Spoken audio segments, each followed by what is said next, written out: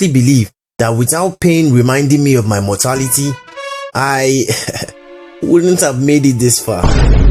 When I say I get joy from my pain, I know some of you might be wondering what I mean by that, but I promise you, it's not what you are thinking. The joy I get from my pains is in form of important life lessons those painful memories have taught me. So now, I'm going to take out time to celebrate the various pain that have taught me important life lessons. Just like Thanos gathered the Infinity Stones, I have gathered some of my greatest painful memories and also the important life lessons they have taught me. Ever heard the proverb, patience is a virtue? Well, never has that proverb made more sense than when I made tea. You made tea? I made tea. A very hot tea. And I couldn't wait for it to cool down. Oh no, you didn't. Yes, I did. And I instantly regretted it. But the damage was already done. My tongue felt numb and I couldn't taste anything for a while. Safe to say, patience has been my best friend ever since. Oh, hey there.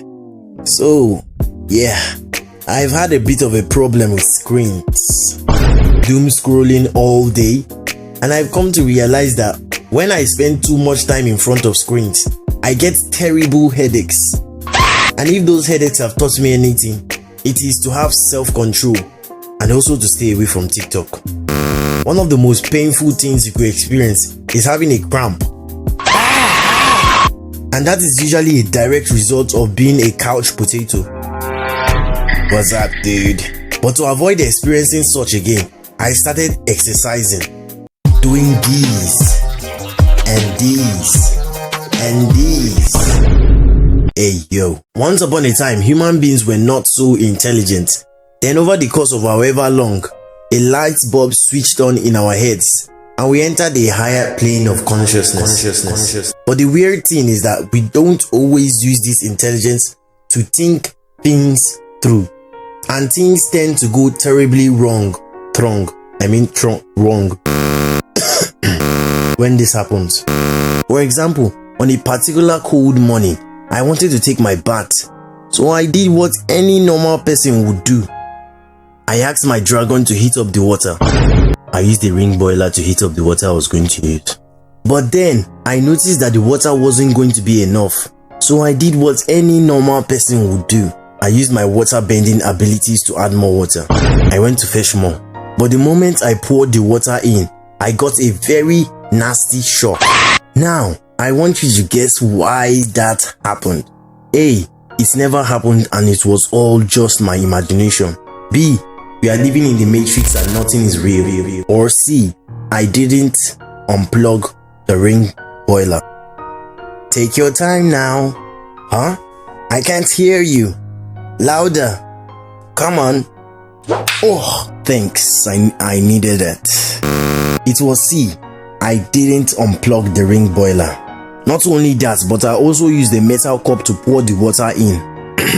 Which, if physics has taught us anything, completes the circuit and allows electricity to flow freely through your body and into the ground, leading to a very nasty shock. So yeah, ever since then, I've tried my best to always think things through. They say action speaks louder than words. That is true, but sometimes your actions could get you into places you don't want to be. When I was much younger in junior school, I was seated at my desk and I was not in a good mood. I can't remember what exactly caused it, but yeah, I wasn't to be messed with. When all of a sudden, a girl leaned against my desk, putting me in an uncomfortable position. Now, there were two possible ways I could have responded to this. One, with my words, politely asking her to move, or I could just shove her away with my desk. Before I continue, I want to make it clear that I was a dumb little kid who was unfortunately in a bad mood.